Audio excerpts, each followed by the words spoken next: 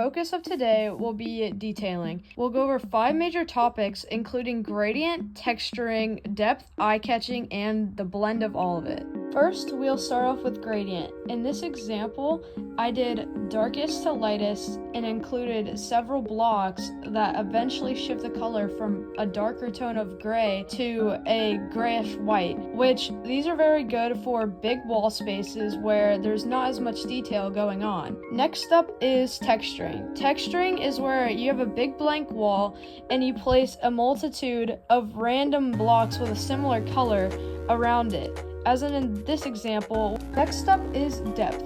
Depth is most common when, say, you're making a windowsill or a front porch. On the side of each of your houses is also an example of depth because the wall inside of it gives a 1 block space in between the log and the back wall. Next up is eye-catching. Eye-catching is where your viewer looks at your build and their eyes are specifically drawn to a couple key points. In this example, there is a big circle-shaped window, which is very great, and it pulls the eye up, and the arches on the front porch part are also in a circular shape. In this 5th and final example, we call this blending, where you blend all 4 of the past designs together in order to make this design, where there is a gradient and there's depth involved, and also the viewer's eyes are drawn up into the lantern that's the centerpiece of it, and it just looks pretty decent overall, I'd say.